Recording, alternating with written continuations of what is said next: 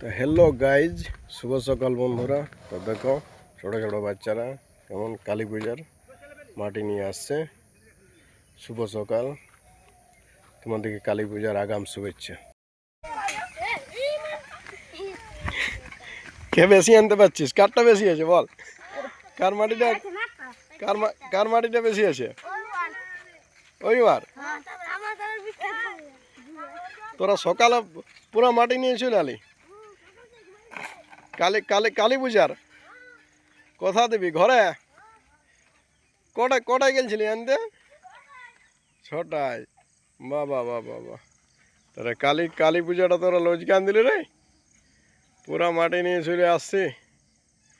এ দেখো বন্ধুরা, তো কালী পূজার মাটি ঘরে দেওয়ার জন্যে এই ছেলেগুলো সকাল থেকে লাগে পড়েছে।